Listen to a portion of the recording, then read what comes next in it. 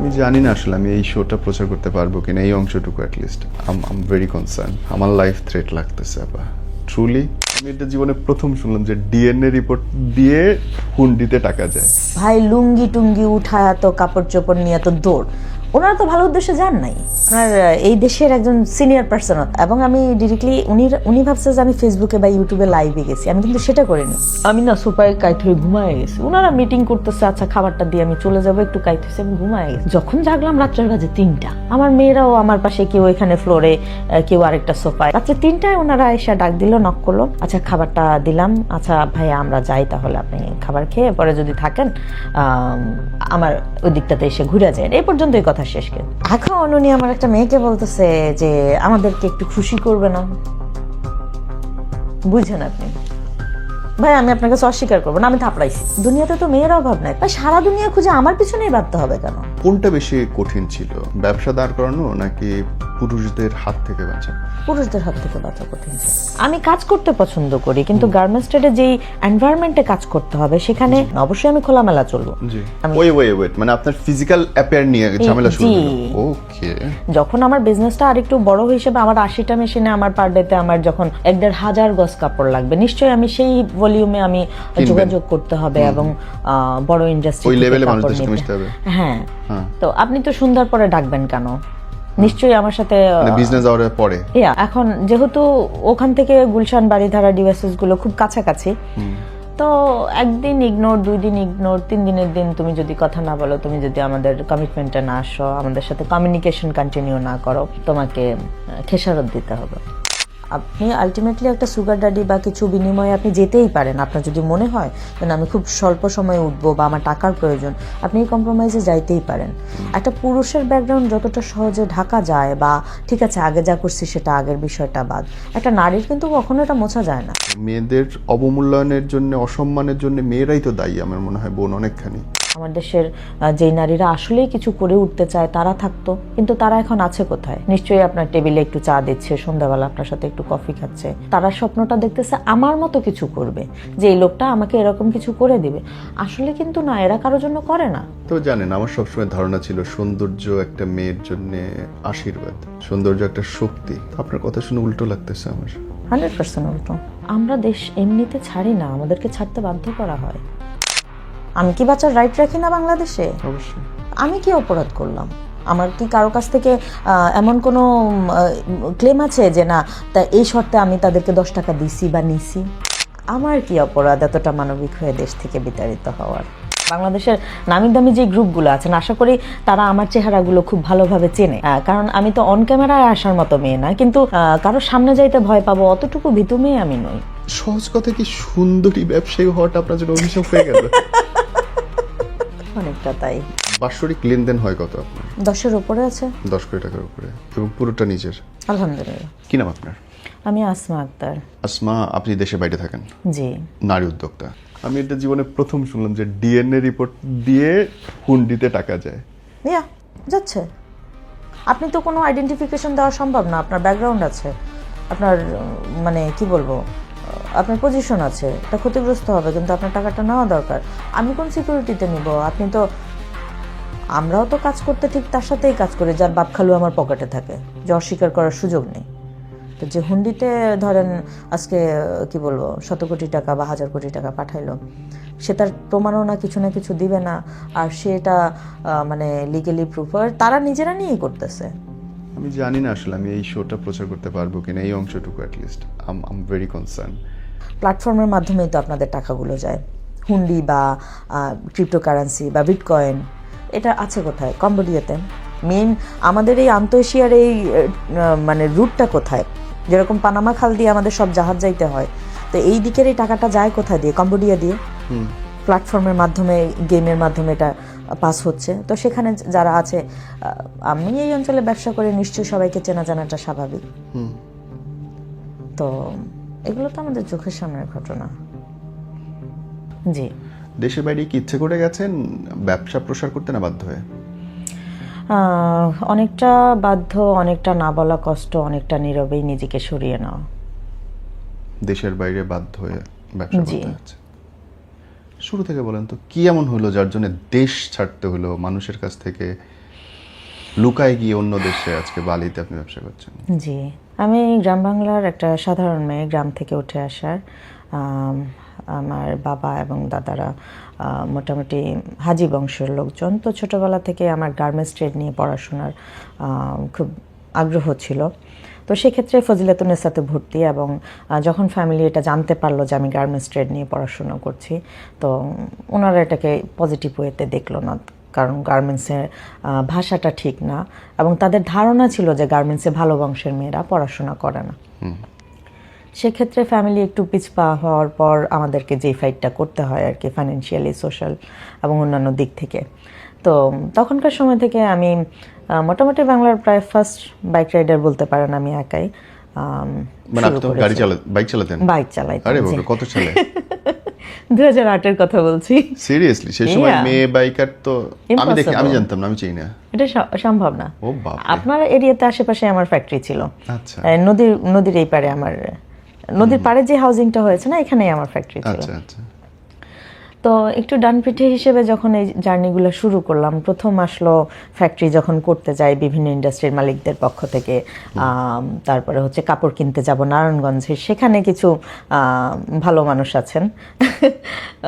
তার মধ্যে একটু যদি খোলাসা করে বলেন যে ফ্যাক্টরি মালিকদের কি হইলো, কি বলতো? তখন তো আমার মাত্র 7টা মেশিন দিয়ে শুরু। তো আমাকে কি করতে হবে, নিশ্চয় বড় যারা ফ্যাক্টরি মালিক আছেন, ইন্ডাস্ট্রি Order নিতে আছেন, হবে। তাদের কাপড়গুলো আমাকে এক্সট্রা কাপড়গুলো নিতে হবে। এবং যেহেতু আমার ফ্যামিলি সূত্রে কম বেশি সবাই বাইরের ছিল, আমার বাইরের কোনো বায়ারকে কাপড় দিতে হয়নি। হয়তো আমার একটা কাজিনকে ফোন দিলাম যে আমার 5,000 কাপড় আছে, তুই বিক্রি করে পয়সা দিস, অনেকটা তুই তুকারি সম্পর্ক। আমার মামারা ফ্রান্সে অনেক বছর ধরে সেটেল, সো সুসুতাতে আবার বাংলাদেশে আমি ফার্স্ট অনেক বছর ধরে। তো সেখান থেকে একটা ইনকাম সোর্সের ব্যবস্থা আছে, যেটা আমি গার্মেন্টস ট্রেডে ইনভেস্ট করতে আমার আর কোনো প্রবলেম নেই। কিন্তু ছুটতে তো হয়। 12-14 বছরের 15 বছরের একটা মেয়ে বাইকে ছুটবে, একটা ইন্ডাস্ট্রিতে যাবে, একা গিয়ে কথা বলবে, এত সহজ না কিন্তু। মানে তখন আপনার বয়স কত? 12-14? মানে 15++? জি, মানে 15 বছরের একটা কিশোরী সে ফ্যাক্টরি করতেছে? ইয়া কে সে? আমি নিতে পারলাম না। 15 বছরের মেয়েরা এখন টিকটকের ফিল্টারটাই দেয় ঠিক মতো, এর বাইরে কিছু পারে না। আর আপনি তখন ফ্যাক্টরি করতেছেন, মানুষ, মেশিন, টাকা পয়সা, কাপড়, ডিজাইন, লেনদেন করতেছেন। আলহামদুলিল্লাহ আমার 50 লাখের উপরে ব্যালেন্স দিয়ে, যেটা নর্মালি তখন ছোট। এবং তাও আপনার নিজের ইনকাম? আলহামদুলিল্লাহ। ওই 15 বছর বয়সে? জি। আপনি কি? নানু আমাকে সুই সুতায় হাতের কাজ শেখাতো। তো তখন আমার মাথা হ্যান্ডিক্রাফটসে গরম হয়ে গেল। আলহামদুলিল্লাহ আমি ফ্রান্সে হস্তশিল্পের মানে সফল ব্যবসায়ী এখন পর্যন্ত রানিং আছে। তো ইনকাম সোর্সটা ওইখান থেকে আসাতে মানে আমি এতটুকু সাহস করতে পেরেছি। তো সেখান থেকে 2-4টা করতে করতে আলহামদুলিল্লাহ আমি প্রায় 80টা মেশিন পর্যন্ত পৌঁছাইছি। সাথে আমার হস্তশিল্পটাকেও চালু রাখলাম, এটা আমাদের বিজনেস। আপনি আমার মাথাটা বাড়ি মেরে বসে দিচ্ছেন। 15 বছরের একটা মেয়ে, সে এই পরিমাণে ব্যবসায়ী, মানে I could not take it actually. Anyway চালান, আমি হাসি, ফিরতেছি আমি। না, পলিটেকনিক্যাল জগৎটা, জার্মান টেকনিক্যাল, কোরিয়ান টেকনিক্যাল, আমার ডিপার্টমেন্ট ফজিলাতুন্নেসা আমাকে যথেষ্ট সাপোর্ট করেছে। ওখান থেকে তো ছোট করে আমার আলজেরিয়ার সাথে জার্নি, মালয়েশিয়ার সাথে জার্নি। ওই বয়সেই বাইরে কাপড় পাঠাচ্ছেন? আমি রেগুলার মালয়েশিয়া, সিঙ্গাপুরে যাতায়াত আমার। সেখান থেকে যখন আমি চাইলাম যে ফ্যাক্টরিটা আরেকটু বাড়ুক বা আরেকটু সামনের দিকে যাই, যখন আমি আপনার এরিয়া, আপনার মোহাম্মদপুর থেকে সরে যখন আমি আফতাবনগরে গেলাম, আফতাবনগরে ফ্যাক্টরি করা খুব টাফ, হাউজিং এরিয়া, Right. লোকজন পাওয়া যাবে না। তখন আমি আফতাবনগর থেকে সরে তালতলায় গেলাম, খিলগাঁও তালতলা। ঘনবসতি। হ্যাঁ, ওইখানে আমার ফ্যাক্টরিটা খুব ভালো চলছে। পরে যখন আসলো রাজনৈতিক কিছু দৃষ্টিকোণ, তোমার রং সুন্দর, তোমার বাবা মার সাথে নাই, তুমি একা আছো। রং সুন্দর মানে কি? আপনার হাতের কাজ সুন্দর সেটা?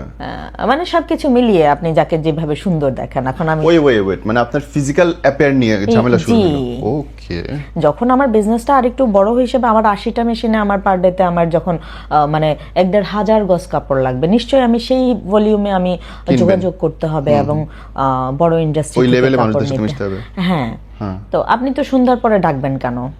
নিশ্চয়ই আমার সাথে মানে বিজনেস আওয়ারের পরে? ইয়া এখন যেহেতু ওখান থেকে গুলশান, বাড়িধারা, ডিভাইসেস গুলো খুব কাছাকাছি, তো একদিন ইগনোর, 2 দিন ইগনোর, 3 দিনের দিন তুমি যদি কথা না বলো, তুমি যদি আমাদের কমিটমেন্টে না আসো, আমাদের সাথে কমিউনিকেশন কন্টিনিউ না করো, তোমাকে খেসারত দিতে হবে। আমি তোর কাছ থেকে টাকা দিয়ে কাপড় কিনতেছি। হ্যাঁ, এবং এতে খুব ভালো ভালো গ্রুপগুলো আছে যেটা আপনি চিন্তাও করতে পারবেন না। বাংলাদেশের নামি দামি যে গ্রুপগুলো আছেন, আশা করি তারা আমার চেহারাগুলো খুব ভালোভাবে চেনে, কারণ আমি তো অন ক্যামেরায় আসার মতো মেয়ে না, কিন্তু কারোর সামনে যাইতে ভয় পাবো অতটুকু ভীতু মেয়ে আমি নই। আমি আজকে কথাগুলো এজন্য বলতেছি, আমাদের গার্মেন্টস ট্রেড, আমাদের বাইং হাউসের বিভিন্ন পর্যায়ে বিভিন্ন সুন্দরী রমণীগুলো, গ্রাম থেকে উঠে আসা স্বপ্ন নিয়ে ভেসে আসা মেয়েগুলো, তারা আসলেই জানে না যে রঙিন স্বপ্নগুলো যারা দেখায় যে ঠিক আছে তুমি আমার সাথে একটু কথা বলো, তুমি এই জবটা করো, আমি একটা সময় পর তোমাকে এটা করব ওটা করব, আসলে এটার পেছনে কি আছে, কেমন আছে, এটা আমরা যারা প্র্যাকটিক্যালি তাদের সাথে কাঁধে কাঁধ মিলিয়ে চলে আসছি তাদের চাইতে বেশি কেউ জানে না। আমি আপনার কাছ থেকে পয়সা দিয়ে কাপড় কিনতেছি, সেখানে যদি আপনি আমাকে এতটা বাধ্য করতে পারেন, তাহলে যে আপনার কাছে বাধ্য বলতে পারি, আপনার চাকর, তাকে আপনি স্পেস দিবেন, এটা কি বিশ্বাস করা যায়? আমার চলমান 1.5 ইয়ারের কাপড় আমি বাংলাদেশ থেকে টান দিয়েছি স্টক লট, আর আমার ফ্যাক্টরি বালিতে, সেটা তো আছেই। আর আমার বিশেষত হলো আমার ফ্যাক্টরিতে কোনো পুরুষ নেই, সিকিউরিটি থেকে শুরু করে একদম মানে আমার নিচের লেভেলটা পর্যন্ত টোটালি মেয়ে। মাশাআল্লাহ, মানে পুরোটা নারী কর্মসংস্থান, পুরোটাই নারী, এখানে কোনো পুরুষ নাই। কারণ হলো আমার নানুরা পূর্ণ পর্দা করে, আর নিশ্চয়ই আপনি আমাকেও দেখতে পাচ্ছেন। আমি কাজ করতে পছন্দ করি, কিন্তু গার্মেন্টস ট্রেডে যেই এনভায়রনমেন্টে কাজ করতে হবে সেখানে আমার মাইগ্রেনের মাথা ব্যথার প্রবলেম আছে, আমি এইভাবে চলা সম্ভব না। অবশ্যই আমি খোলামেলা চলবো, সেটা আমার মেডিকেল ইস্যু, আমি তো কাউকে দেখানোর জন্য এটা করব না। সো আমি টোটালি মেয়ে রাখছি। তো তোমার হাতে তো অনেক মেয়ে আছে, তুমি একটু সাপোর্ট করলে তোমার দ্বারা অনেক কিছু সম্ভব। আমরা যদি সন্ধ্যাবেলা চায়ের আড্ডাটা ভালোভাবে দিতে পারি, তোমার দিনের আলো তো তোমাকে কেউ ডিস্টার্ব করবে না। ভাই আমার পয়সা দিয়ে আমি কাজ করতেছি, খুব সহজে না, কিন্তু দিনের 3টায় বৃষ্টি হচ্ছে, এর মধ্যে আপনি বাইক চালায় নির্দিষ্ট একটা সময় আপনি নারায়ণগঞ্জ যাবেন, আপনি গাজীপুরে যাবেন, কোনাবাড়িতে যাবেন, একটা মেয়ে, ইটস নট সো ইজি, এবং উইথ ক্যাশ। 50 লাখ টাকা আপনি ব্যাগে নিয়ে পিঠে করে যান, একটা ছেলেকে বলেন, সে বলবে বাবা আমি পারবো না। হ্যাঁ, পারবে না। আমি সেটা করেছি, কিন্তু তারপরেও কি আমার প্রয়োজন আছে কারো কাছে বাধ্য হয়ে সন্ধ্যায় তার চায়ের আড্ডায়? আপনাকে কথা বলার সাহসটা কেমনে পায় তাইলে? কথা পায় আপনাদের, আপনি দিতেছেন, আপনি তার ব্যবসা দিতেছেন, জি, আবার উল্টা সে ফিজিক্যালি আপনাকে হ্যারেজ করে। How he could? আপনাদের প্রশাসন তো সেটা দিচ্ছে। আপনাদের প্রশাসনের কাছে যখন আপনি এটা নিয়ে যাবেন, সে বলবে যে আপু একটু কম্প্রোমাইজ করলে চললেই তো হয়, একজনের সাথে একটু বসে কফি খেলে কি হয়, ভাইয়া তো ভালো মানুষ। মানে এটা আপনাদের প্রশাসনের কাছে যখন আমরা অভিযোগ নিয়ে যাই, যারা এখন তথাকথিত সিনিয়র পার্সন আছে, আমি নাম নাই বলি, আর তারা অবশ্যই আমার এই চিত্রটা দেখলে বুঝতে পারবে যে আমি কাকে বলছি বা কেন বলছি। সো এই হলো চিত্র। ফাইনালি যখন দেখলাম যে আমার বাবা মার সাথে নাই, নানু বৃদ্ধ, মামারা প্রবাসী, সো আমি এখানে না থাকাই ভালো। এখন আমার প্রবাসে আমার যেই কর্মসংস্থান বা যা কিছু, এটাতে লাভটা পাচ্ছে অন্য দেশের মানুষ। কিন্তু আপনি ইন্দোনেশিয়া ফ্যাক্টরি করছেন, তার মানে ওই দেশের মানুষের কাজ হচ্ছে, হ্যাঁ, ট্যাক্স তারা পাচ্ছে, কর্মসংস্থান তাদের হচ্ছে, হ্যাঁ, ডলার তার ইনকাম করতেছে।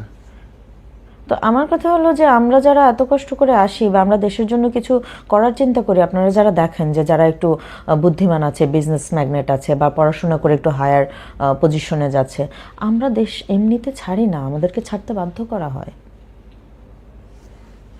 আমি ক্যামেরাতে এসে এই কথাগুলো বলতেছি, নিশ্চয়ই আমার সেই দুঃসাহস আছে। আমি এত বছর বাংলাদেশে ব্যবসা করেছি, কোনো লোক বলতে পারবে না যে আসমার কাছ থেকে 10 টাকা পাই। একটা বাইং বিজনেস করে আপনি মানে কি বলবো, 2008 লোন মুক্ত থাকা সম্ভব না, it's not so easy. Even আমার লোন কখনো আমি আবেদনও করিনি। এতটা ক্যাশে চলা একটা মেয়ে মানুষ এইটুকু বয়সে, প্রায় 18 বছরের জার্নি, তো 2008 থেকে 2026 18 বছরের জার্নি। তো আমরা দেশে থাকলে নিশ্চয়ই আজকে হয়তো আমাদের 80টা মেশিনে আমার হয়তো 150-200 মেয়ে থাকতো। আমার দেশের যেই নারীরা আসলেই কিছু করে উঠতে চায় তারা থাকতো, কিন্তু তারা এখন আছে কোথায়? নিশ্চয়ই আপনার টেবিলে একটু চা দিচ্ছে, সন্ধ্যাবেলা আপনার সাথে একটু কফি খাচ্ছে। তারা স্বপ্নটা দেখতেছে আমার মতো কিছু করবে, যে এই লোকটা আমাকে এরকম কিছু করে দিবে। আসলে কিন্তু না, এরা কারোর জন্য করে না।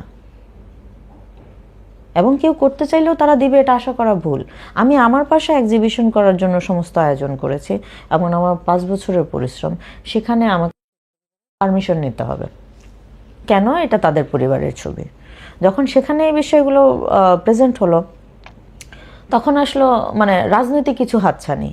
তো মানে আমার বলার বিষয় হলো এটা, আমরা যারা কিছু কাজ করে খাওয়ার চিন্তা করি বা নিজেকে কোনো একটা জায়গায় দাঁড় করানোর চিন্তা করি, কারো কাছ থেকে আশা করা যাবে না, সে যেই হোক। যেই আশাটা করব সেটার প্রেক্ষিতে হয়তো আমার এমন কিছু খেসারত থাকবে যেটা ভবিষ্যতে আমার চোখ দেখানো সম্ভব না। আজকে আপনার এখানে এসেও আমি চোখ দেখায় বলার কোনো জায়গা থাকতো না যদি আমার তেমন কোনো দুর্বলতা থাকতো। নিশ্চয়ই কাল সে এই বিষয়টা দেখবে, টিভিতে দেখবে, ফেসবুকে দেখবে, ইউটিউবে দেখবে, সে তো আমাকে ঠিকই ফোন দিবে, আসমা তুমি এটা আমাকে নিয়ে কিভাবে বলছো। আল্লাহ মাফ করুক, আমি কোথাও এই আপনি রাস্তাটা অফেয়ারে যে রাখিনি। নামগুলো আমাকে বলছেন, আমার মানে চাক্ষুষ প্রমাণ আছে, আপনি আমার ফোন দেখেন, কমিউনিকেশন দেখেন, তাদের ভয়েস রেকর্ড দেখেন। থাইল্যান্ডে আমার ফ্যাক্টরি ছিল, থাইল্যান্ডে তাদের সাথে মানে থাইল্যান্ডে তো এমন বিষয় হয়েছে যে বাঙালি তারা গেছে, তো আমার বাসা এখানে, আমার থাইল্যান্ডে আমার ফ্যাক্টরি ছিল, আমি সেটা ক্লোজ করে ইন্দোনেশিয়াতে মুভ করেছি, তাও ওনাদের কারণে। অনুদ 46-এ আমি 7 তলার একটা বিল্ডিং, পুরা বিল্ডিং নিয়ে আমি ইন্দোনেশিয়া থাইল্যান্ডি মেয়েদেরকে নিয়ে ফ্যাক্টরি শুরু করেছি। এই বাংলাদেশের যে পলিটিশিয়ানদের নাম বললেন, তারাও এখানে গিয়ে ডিস্টার্ব করছে।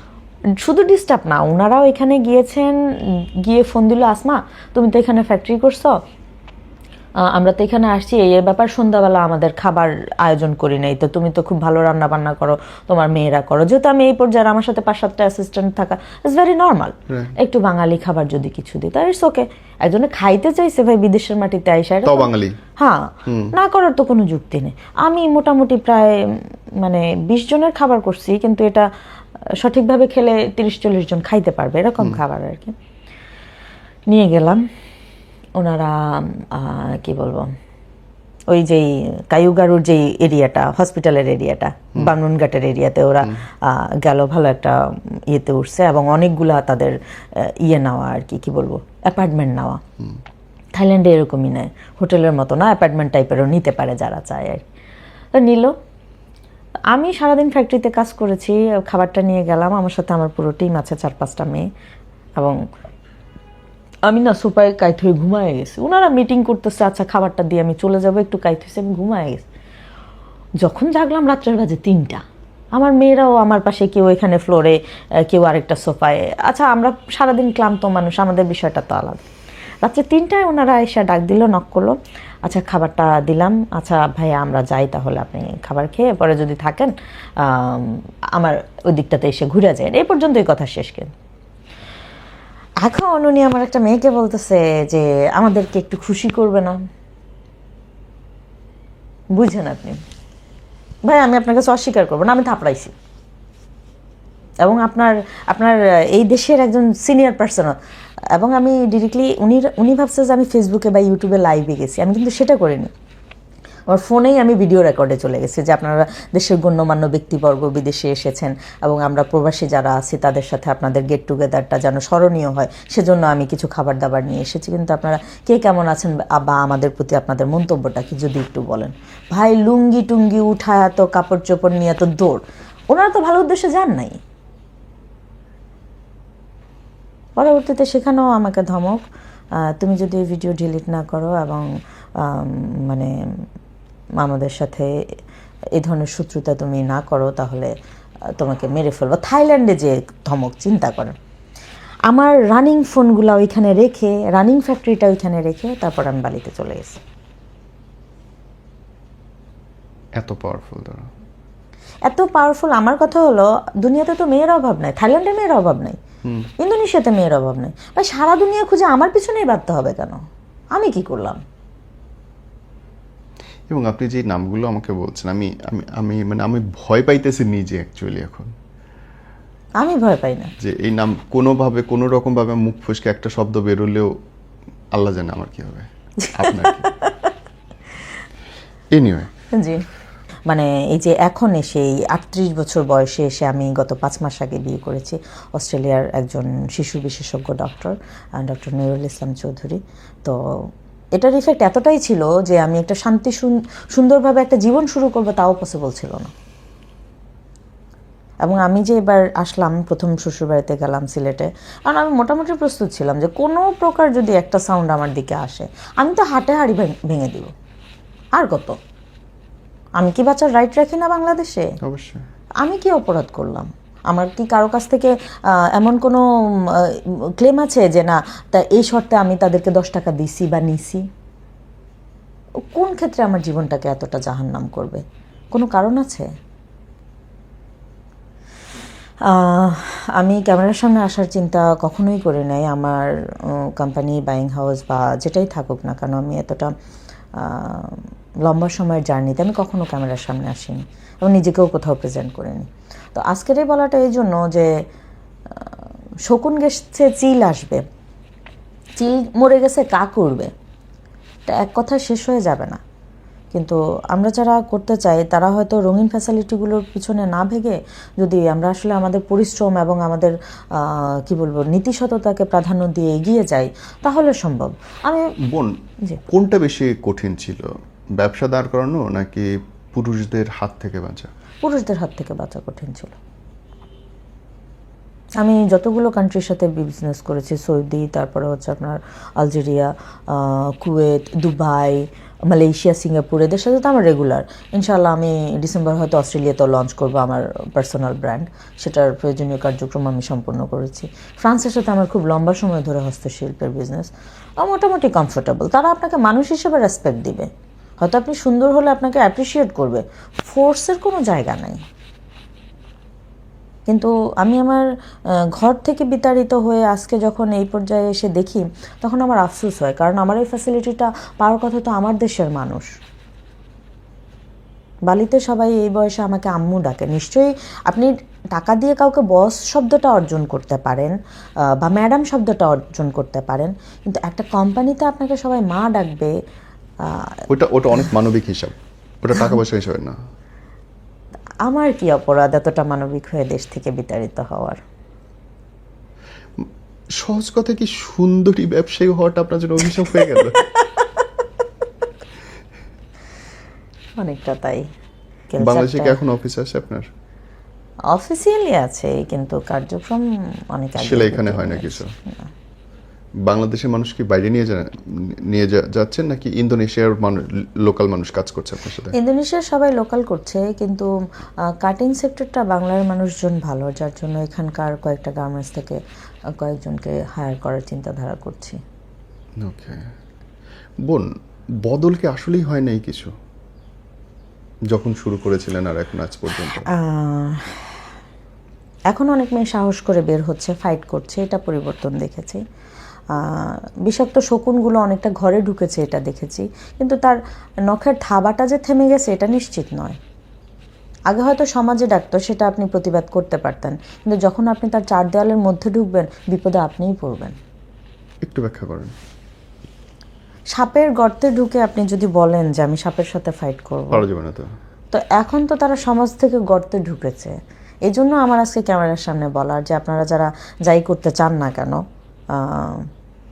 অবশ্যই কোনো গর্তে ঢুকা যাবে না। আর এই হাতছানিগুলো তো নিশ্চয়ই আপনাকে যদি সাধারণ একটা 2-4-5 কোটি টাকার মালিক একটা লোক এসে আপনাকে বলে যে আমি আপনাকে একটা মাল্টিন্যাশনাল পর্যায়ে একজন বিজনেসম্যান হিসেবে দাঁড় করায় দেব, এটা তার কাজ না। তো আমাদের অনেক দেখি যে আমাদের বুয়েটের অনেক ইঞ্জিনিয়ার বের হয়েছেন, আজকে আমার হাতেও কয়েকটা সিভি আছে যারা বুয়েটের ইঞ্জিনিয়ার। প্র্যাকটিক্যালি যখন আমরা কাজে যাই আমাদের ধারে কাছেও চিন্তা করা সম্ভব না। আমরা তো বুয়েট থেকে আসিনি, আমরা ফজিলাতুন্নেসা থেকে এসেছি। প্র্যাকটিক্যাল আর বুক তো আলাদা জিনিস। জি, ইনস্টিটিউশন আর প্র্যাকটিক্যাল অনেক আলাদা জিনিস।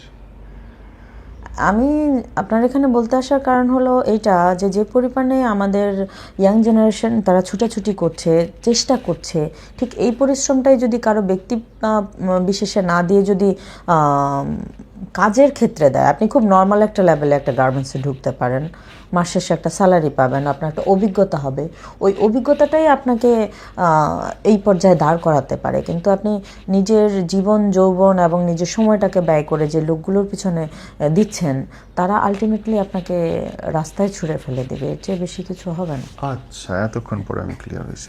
তার মানে যারা হয়তো অন্য আরেকজনকে ব্যবসা দাঁড় করায় দেবে বলে প্রতিশ্রুতি স্বপ্ন দেখায়, অ্যাকচুয়ালি সেটা হচ্ছে একটা ট্র্যাপ। সেটা আমার প্র্যাকটিক্যাল লাইফে এবার এসে, যে আমি তো হয়তো একটা সার্জারির জন্য এসেছি এবং আমার কিছু বিজনেস মিটিং আছে, এটার জন্য এসেছি, কিন্তু দেখে প্র্যাকটিক্যাল চিত্রটা এমনভাবেই দেখলাম যে আমি এটাতে বলতে বাধ্য হচ্ছি। আন্ডারস্টুড। তাহলে বোন, মেয়েরা চলবেটা কেমনে, দাঁড় করাবে কেমনে? হেল্প তো লাগেই মানুষের কোনো না কোনোভাবে। দেশে যে একেবারেই মানুষ নাই তা কিন্তু না। আপনাকে হেল্প করবে আপনার কাজের সহপাঠী একজন, সহকর্মী একজন। যখন আপনাকে এমডি এসে হেল্প করতে চাইবে, চেয়ারম্যান এসে হেল্প করতে চাইবে, সেটাও ইভিনিংয়ের কফিতে, ইটস নট হেল্প। তো বিনিময় তো আপনাকে হেল্প আর বিনিময়ের পার্থক্যটা বুঝতে হবে। আর কেউ কাউকে করে দিবে, এটা তো ভোক্কামির কথা। আপনি যদি কাজ না জানেন, কেউ আপনাকে পজিশন দিলেও তো আপনি ধরে রাখতে পারবেন না। পয়েন্ট। সো অনেককেই দেখছি, আমার কাছেও কিছু সিভি আসছে। একদিকে আপনি প্রতিবাদের কথা বলছেন, নিজে দাঁড়ায় থাকার কথা বলছেন, স্রোতের বিপরীতে পরিশ্রম করে সফল হওয়ার কথা বলছেন। আরেকদিকে কিন্তু এটাও বাস্তবতা বোন, যে এখন অনেক মেয়েই আছে, সরি এভাবে বলতেছি, হেসে হেসে ঘেসে ঘেসে গিয়ে পড়ে। এবং আমাদের দেশে নতুন অনেক টার্ম হইছে জি, বয়স্ক পুরুষদের নিয়ে, তাদের কারণেই, সুগার ড্যাডি। রাইট। এবং এই চিত্রটাও তো আবার অনেক বেশি ভয়াবহ। মেয়েদের অবমূল্যায়নের জন্য, অসম্মানের জন্য মেয়েরাই তো দায়ী আমার মনে হয় বোন, অনেকখানি। যদি আপনি আসলে সুস্থ সুন্দর একটা জীবন চান, যেমন আপনার সাথে আমি আমার হাজবেন্ডের নাম নিলাম, আমার ব্যক্তি জীবনের স্ট্যাটাসের কথা বললাম, যদি আমি সুস্থ সুন্দর একটা জীবন চাই, তাহলে ওই পথে যাওয়ার কোনো সুযোগ নাই। আপনি আলটিমেটলি একটা সুগার ড্যাডি বা কিছু বিনিময়ে আপনি যেতেই পারেন। আপনার যদি মনে হয় যে আমি খুব স্বল্প সময়ে উঠবো বা আমার টাকার প্রয়োজন, আপনি এই কম্প্রোমাইজে যাইতেই পারেন। একটা পুরুষের ব্যাকগ্রাউন্ড যতটা সহজে ঢাকা যায়, বা ঠিক আছে আগে যা করছি সেটা আগের বিষয়টা বাদ, একটা নারীর কিন্তু কখনো এটা মোছা যায় না। বরঞ্চ নারীর ব্যাকগ্রাউন্ডটা আসে আগে কি করেছে, কোথায় ছিল, কোন সমাজে বেড়ে উঠেছে। আপনার কিছু নাই সেটা দোষের না, আপনি অপরাধ করে আসছেন এটা দোষের। সো পুরুষ সচেতন থাকবে না বা তারা চাইবে, এটা ন্যাচারালি তার চাওয়া আছে, সে চাইবেই। কিন্তু আমি দিব কি দিব না, এটা তো আমার ব্যাপার।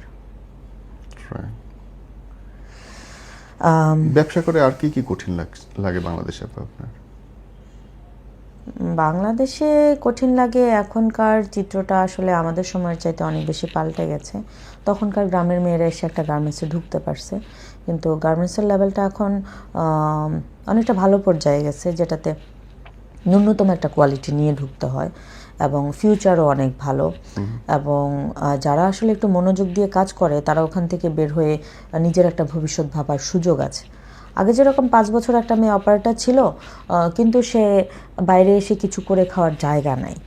এখন কিন্তু অপারেটরদেরকে এমনভাবেই কাজ করানো হয়, শেখানো হয় যে বাইরে এসে সে 2টা সেলাই মেশিন নিয়ে বসতে পারবে এবং কিছু করে খাইতে পারবে।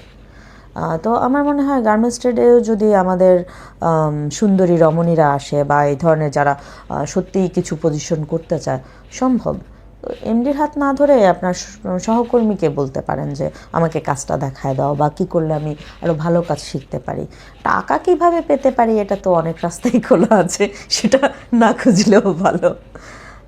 কিছু টাকা পেলেন আপনি, 20-50 লাখ টাকা বা 2-4 কোটি টাকা পেলেন, কিন্তু সেটার ব্যাকগ্রাউন্ড যদি এমন হয় যে আপনার হাজব্যান্ডের পরিচয় দিতে পারবেন না, বা হাজব্যান্ডের কাছে তাদের কথা বলতে পারবেন না, আপনি কিন্তু কোথাও না কোথাও তাদের কাছে জিম্মি থাকবেন। ট্রু, এটা ট্রু। কোনো না কোনোভাবে বাধা থাকবেই। আমরা কন্ট্যাক্ট নাম্বার ইউজ করতেছি না, যেটা 18-20 বছরের পুরনো, আমরা তো চাইলেও বন্ধ করতে পারবো না। সব ডিলিং তো ওখানটাই। জি, তো আপনি কিভাবে পারবেন? আপনি কি পারবেন? আপনার এখনকার তো আসলে ফেসবুক আসছে, অন্যান্য সোশ্যাল মিডিয়ার আরো অনেক কিছু এসেছে। আমি সারা জীবন একটা নম্বর ইউজ করে এসেছি। আপনার যদি একটা ব্যাকগ্রাউন্ড থাকে, একটা অ্যাফেয়ার, একটা গার্লফ্রেন্ড বা একটা কিছু, আপনি কি এটা মুছে ফেলতে পারবেন? না, সম্ভব না। তাহলে আপনি যে যাদের বলতেছেন যে হেসে হেসে ঘেসে ঘেসে, তার কি একটা সংসার বা একটা প্রতিষ্ঠান বা যেই উদ্দেশ্যে সে মুভ করছে, সেখানে কি সে টিকে থাকা সম্ভব? প্রশ্নবিদ্ধ, রাইট। ভালো চাইলে ভালো করতে হবে, আর ভালোর পথটা আসলেই কঠিন। বোন, যদি মানে অসুবিধা না থাকে, বাৎসরিক লেনদেন হয় কত আপনার? 10-এর উপরে আছে। 10 কোটি টাকার উপরে? জি, এবং পুরোটা নিজের? আলহামদুলিল্লাহ। আমাকে আমার বাবা বলতে পারবে না যে 10 টাকা দিয়েছি। আমার মামারা মানে কি বলবো, টঙ্গীর সিনিয়র পার্সন যাদের 7-8টা বাড়ি থাকে 8-10 তলা, তারা নিশ্চয়ই রাস্তার লোক না। আমাকে কেউ বলতে পারবে না যে 10 টাকা দিছে। আমার নানু দিত, আমার হাত খরচ দিত 10,000 20,000 এরকমটা আর কি। তো 10-20 হাজার টাকা দিয়ে তো আর 10 ইয়ারের একটা বিজনেস দাঁড় করানো ইজ নট পসিবল। অনেক ভিজেছি, অনেক বৃষ্টিতে ভিজেছি। আমার হাতের এখানে মোটর বাইকে অ্যাক্সিডেন্ট করে ফাটার দাগ আছে, আমার হাঁটুতে আছে। মানে আমি ঘড়ির কাঁটার সাথে পাল্লা দিয়ে ছুটেছি। সেটাতে কি রোদ ছিল না, বৃষ্টি ছিল না, ঝড় ছিল, আমি এটা চিন্তা করে নাই। ফ্লাইটেও দৌড়াইতে হয়েছে, ফ্লাইট থেকে নেমে ট্রেনে উঠেছি, ট্রেন থেকে নেমে বাসে উঠেছি, বাস থেকে নেমে বাইকে চড়েছি। আমিও তো সুন্দরী রমণী, বয়সও তো 38 খুব একটা বেশি না। তো আমার যদি এটা পসিবল, ইয়াং জেনারেশনের যতটা এনার্জি দেখি, যতটা তাদের সাহস দেখি, শক্তি দেখি, আমার সময় ফাইট করাটা অনেক কঠিন ছিল। তো জানেন, আমার সবসময় ধারণা ছিল সৌন্দর্য একটা মেয়ের জন্য আশীর্বাদ, জি সৌন্দর্য একটা শক্তি। জি, তো আপনার কথা শুনে উল্টো লাগতেছে আমার। 100% উল্টো। প্র্যাকটিক্যাল লাইফে সেটা হয় না। কত বাবা মাই তো সাথে থেকে আমরা এরকম দেখলাম যে অর্ধেক পথে এনে মেয়েকে ডিপ্লোমা পাশ করিয়েছে বা বিএসসি করিয়েছে, কিন্তু তারপর আর কিছু ভাবা হয়নি। একটা ছেলের হাতে তুলে দিল, এখন সে থালাবাটি মাঝে আর বাচ্চা কোলে নেয়। কারণ আপনাদের বইটার অনেকে সিবি আছে, তাকে আমি কাজে যোগ্যই মনে করি না। সো কি বলবো, আসলে যখন আপনি দক্ষতা অর্জন করতে যাবেন এবং মানি ম্যানেজমেন্ট এবং আপনার বিজনেস থিম এবং আপনার সাহস, শক্তি, এসব কিছু মিলিয়েই দাঁড়াতে হয়। তো আপনি যদি কোনো একটার উপরে ভর করেন যে আমি রং সুন্দর, তাতে কিছু অর্থ আসবে, আর কিছু তো হবে না। আপনার এখানে মোহাম্মদপুরে অনেক ফ্ল্যাট আছে, অনেক কিছু আছে। আমরা যারা জানি আসলে ভেতরের খবর, যে আমি তার কথায় মজি আর না মজি, তার কাছ থেকে আমার কাপড় নিতেই হবে। তার পার্সোনাল ইনফরমেশন 5-7-10 বছর চলে তার পার্সোনাল ইনফরমেশন আমি জানা বা আমারটা জানা, এটা খুবই স্বাভাবিক। তো আমার বিষয়টা, আমি ট্রিগার পয়েন্টে আসার কারণ হলো, যখন একটা লোক রাতে 3টা বাজে ফোন দিল, আসমা সকালে আমার ফ্লাইট, আমার এখানে তো এই কাপড়টা নামবে, 2 টন কাপড় আছে, তুমি এসে নিয়ে যাও। আচ্ছা ঠিক আছে ভাই, আমি নামতেছি। আমি তো শার্টের বাটনটা টান দিতে দিতে তো আমি নিচে নেমে গেছি, আমি তো বাইক টান দিয়ে চলে গেছি। নিশ্চয়ই সে জানে এখন আমার হাজব্যান্ড থাকলে এটা পসিবল হতো না, সে কণ্ঠটাও শুনতো। তো আমি একা চলছি সেটা জানতে পারার কারণ এইটা। অবশ্যই এটা দোষ বলবো না, একসাথেও চলতে গেলে তো, ব্যবসা করতে গেলে এটা জানা হয়ই। কিন্তু এমন এমন পর্যায়ের লোকগুলো এমনভাবে বাধ্য করার চেষ্টা করেছে, যেটা আসলেই মানে না বলার জায়গা আছে, না দুঃখটা শুয়ে নেওয়ার জায়গা ছিল। যদি এই ক্ষতিগ্রস্তগুলো আমি তখন না হতাম, আমি 2020-এর কথা বলছি, আজকে হয়তো আমি এর চাইতে ভালো কিছু থাকতাম। বিদেশে একটা জায়গায় গিয়ে আপনার যতই অভিজ্ঞতা থাকুক, অন্য একটা পরিবেশ, অন্য মানুষ, আমাকে অনেকটা পিছাইতে হয়েছে, অনেক নতুন মানুষগুলোর সাথে ফাইট করতে হয়েছে, অনেক মানসিকতার সাথে ফাইট করতে হয়েছে। আর এখন আমাকে বললেও তো আমি আসবো না। আপনার দেশ থেকে এখন অনেক ওয়েলকাম আছে, আসমা তোমাদের মতো মেয়েদেরকেই দেশে প্রয়োজন, তোমরা দেশে আসো, তোমরা কিছু করো। আমার এই দুঃখগুলো আমি বলবো কোথায়? কোথাও না পেয়ে আপনার কাছে আসছি। যে বেচারা তো নারীদেরকে নিয়ে অনেক কিছু বলে, অন্তত ওনার কাছে বলি, যে কারণ ওনার কাছে বললে তো উনি আমার কথাগুলো শুনবে, একদিক দিয়ে শুনবে, অন্য দিক দিয়ে বের করে দেবে, এবং উনি ডাকতেছে যে কেন ডাকতেছে সেটা তো আমি জানি। আর তার চাইতে ভালো ক্যামেরায় বলি। কিছু মানুষ সচেতন হবে, হয়তো পরিবর্তন আশা করি। বোন, লাস্টলি আমাদের নারীদের জন্য যদি কিছু বলার থাকে, একদম ইয়াংদের জন্য।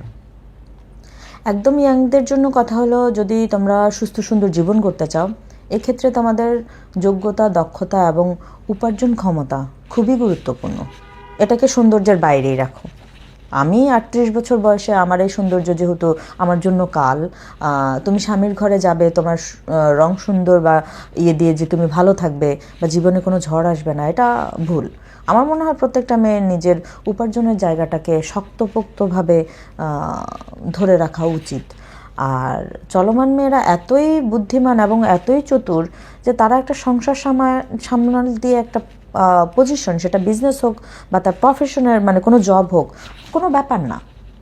বর্তমান ছেলেরাও অনেক হেল্পফুল। তো কোনোভাবেই তার শিক্ষা এবং তার কাজের সাথে কম্প্রোমাইজ করা উচিত না। বোন, বিয়ের পরে কি ব্যবসা বাণিজ্য কঠিন হয়ে যায়, চাকরি বাকরি? Definitely not. আমি যে শুক্রবারে ফ্লাই করব, আমার হাজব্যান্ড আমাকে টিকিট করে দিচ্ছে। আমি মানে বিজনেসে কোথায় কি শিপমেন্টটা নিয়ে একটু প্রবলেম হচ্ছিল, উনি নিজে সলভ করেছেন। এবং আসলে যদি আপনার যখন যোগ্যতা থাকবে, আপনাকে একজন সালাম দিতে বাধ্য। এইটা হচ্ছে আসল কথা। আমার ফ্লাইট টিকিট করে দেওয়ার জন্য তো আমার অ্যাসিস্ট্যান্ট যথেষ্ট, আমার হাজব্যান্ডের প্রয়োজন হয় না। মানে উনিও তো ব্যস্ত মানুষ, অস্ট্রেলিয়ার একজন ডক্টর, ওনারও নিশ্চয়ই অনেক ব্যস্ততা আছে। সব কিছুকে একদিকে রেখে আমার ওয়াইফ অমুক দিন কোথায় যাবে, সে কি খাবে, তার শরীরটা কেমন, আসলে এই সম্মানটা অর্জন করে নিতে হয়, এটা কেউ কাউকে দেয় না। যোগ্যতা অনেক জরুরি, এবং যোগ্যতা হুট করে মেকআপ বক্সে পাওয়া যায় না। ওটার জন্য ঘাম ঝরাইতে হয়, হাড্ডি ভাঙতে হয়। জি, মেকআপ করছি তো এখন 2-4 বছর। এর আগে তো মানে ঘুম থেকে উঠে হয়তো গামছাটা দিয়ে মুখ মুছেছি, এটা বলা যায়। এর চেয়ে বেশি কিছু এবং মুখ ধুইছি মানে আমি রেডি। আমি রেডি। আমি অন্তত তাই, মুখ ধুইছি আমি রেডি। সরি। প্রবাসীদের কথা বলবো, মালয়েশিয়া, সিঙ্গাপুর বা মিডল ইস্টে যারা যান, বাঙালিরা বিশেষত মেয়ে। প্রবাসীরাই তো বাংলাদেশ চালাচ্ছে, তাদের অবশ্যই। টাকাই চলতেছে। এটা একদম মানে খাস সত্যি কথা। প্রবাসীদের টাকা না হলে বাংলাদেশ চলে না। মালয়েশিয়াতে আমি এমন এমন প্রবাসী দেখেছি যারা মাসকে মাস পাম অয়েলের বাইরে এসে মেন রাস্তাটা দেখে নাই।